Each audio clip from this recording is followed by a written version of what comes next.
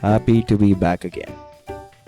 In this video, we'll be looking at a workflow with about 11 steps, and the first step is to extract data from an image that I pulled off the internet.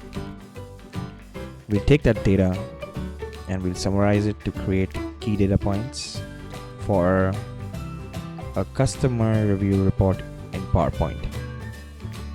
Then we'll add a delay of about 10 seconds, so that's the fourth step. I know the numbering is a little off, but then for the fifth step we'll be adding the file to OneDrive, sending an email using Gmail, and then we'll create a loop, or we'll loop this one additional time. So all the first 6 steps will be looped, and post that what we'll do is we'll add a scheduler to run the next set of steps at a specific date and time. Essentially, the next set of steps involves posting a tweet using a decision agent that would help us determine the validity of the tweet. So we'll make sure that we have the right content before we post it. And the fun part is we'll be doing all of this using only one single prompt. We have the top box feature that we'll be using, and we add that one single prompt within the top box and then click anywhere on the canvas to generate the entire workflow. Now this is going to take a little bit of extra time, because this is not only going to generate the building blocks, but wherever possible it's going to fetch data in the background and add it to the building block as well. Now these are 11 different building blocks that is looking up at this point. And if you see, these building blocks have been generated on the canvas. Let's inspect. Now the first one is a vision agent, and the image is already extracted from the URL, as well as the data has been extracted. So we don't have anything else to do here. We'll save. Move on to the next agent to summarize the key data points for a report. We'll execute this during runtime because we want to summarize the data from the first building block. And we have an RPA agent that's going to create the PowerPoint presentation report. We have a delay for 10 seconds. Let's save this.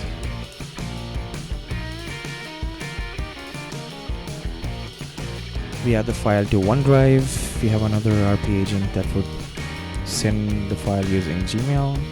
And we have a looping agent that's going to loop the first 6 steps.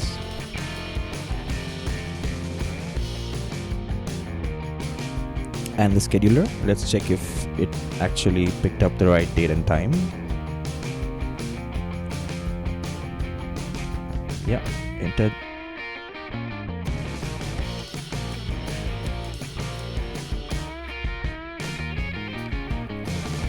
But then let's not schedule it, because we want to actually execute the entire workflow for this demo. For the 8th step, we are going to be summarizing the data for a short tweet. Let's execute this during runtime and copy the result to the clipboard, because we need the result to be sent to the next agent.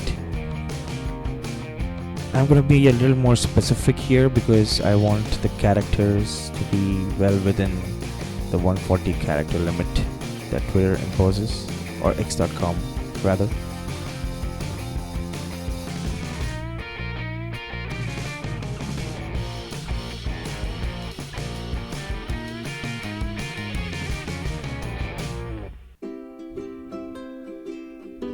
Now, to be 100% certain that we are not exceeding the character limit, we have a decision agent. So I'm gonna say is the number of characters less than 100. Now this is a conditional building block, so if it's true, we'll move to the next step. That's the 10th step. That would go ahead and post the tweet. Else we'll go back to the summarizer. Right.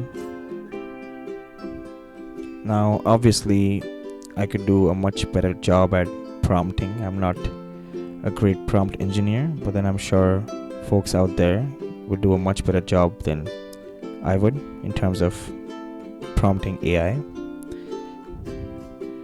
But then let's just double check, and everything looks fine. So let's exchange variables. We'll say, okay, data from the first building block, the vision agent has to go into the second building block to get the data points, and the output from there needs to go to all the way to step 8. That would convert this to a tweet, and the output from there needs to go to the decision agent to make sure that it's well within the imposed character limit. Yeah, and that's about it. I think we are good to kick off the workflow.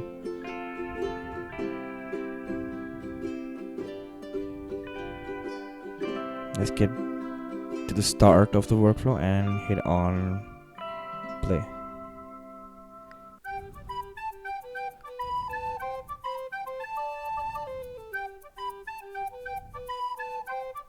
Now I'm using, I think, one dynamic prompt here in this presentation,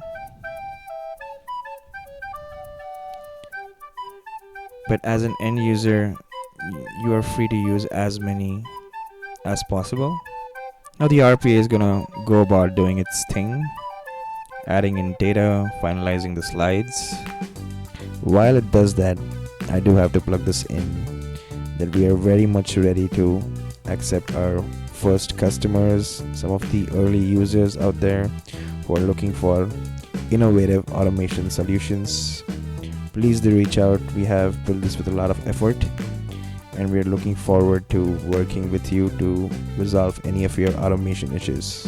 Now, if you're wondering about how much of context do we provide to a large language model to execute our workflows, the answer is that we have kept it to a bare minimum.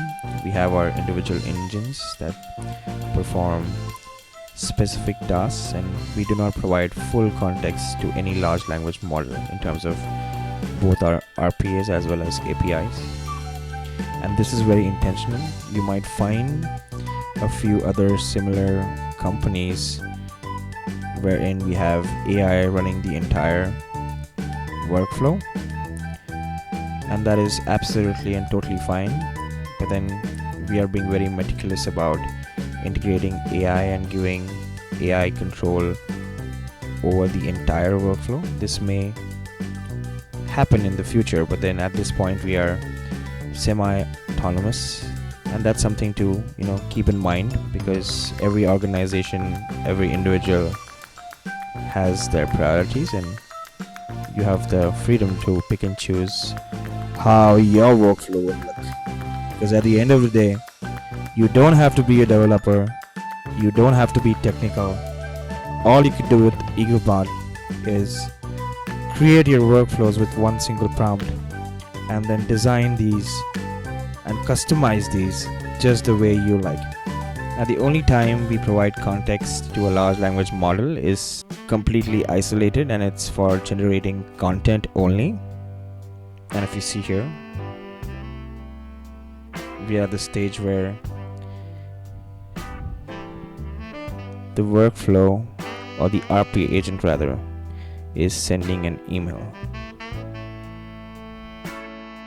It is very important to note that it is very simple for us to add new API agents to our current architecture. The turnaround time is just a couple of days for one agent.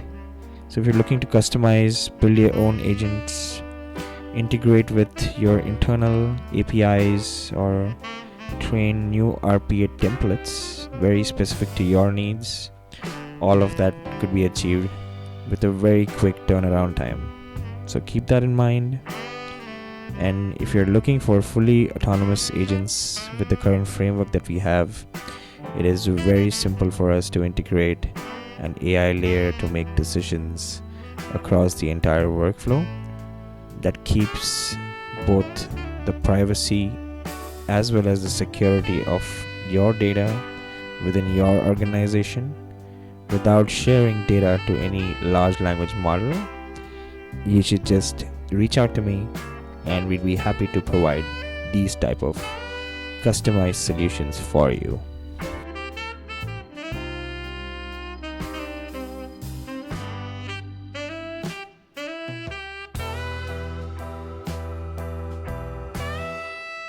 If you notice that the loop kicked in and we are repeating the first 6 steps again. So what I'm gonna do is at this stage I'm gonna fast forward and then meet you once we have reached the Twitter part of the workflow, posting the tweet, that is.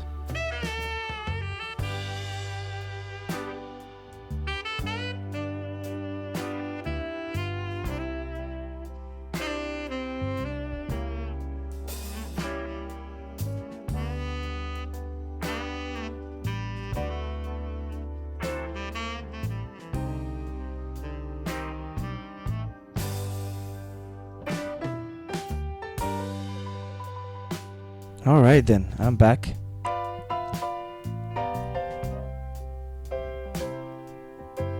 And now we are moving on with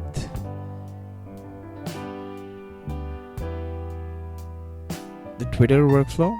But then if you can see, there's a tug of war going on between the decision agent and the summarizer.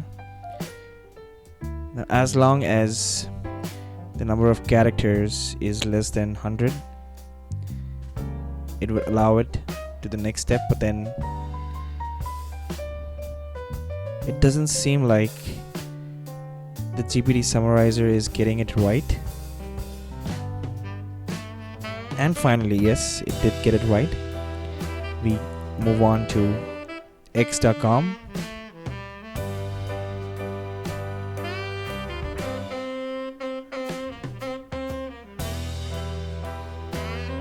And post the tweet. Like I said earlier, I could do a better job in prompting what the AI has to post, but then it is what it is. I'm sure folks out there could do a much better job than I could.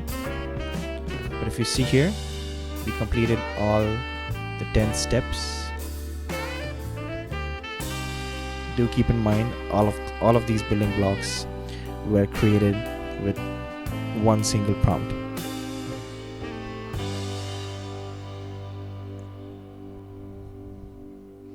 If you want to save the workflow, all you have to do is click on the save button.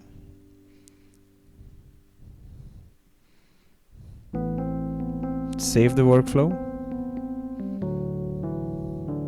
so that you don't lose all this data. And to recreate it, all you have to do is click on the workflow and click anywhere on the canvas, and the workflow immediately gets generated. So this is a different workflow. It's a copy of the first one. I'm really lazy, so I really don't like prompting again and again. So saving the workflow definitely saves you a lot of time.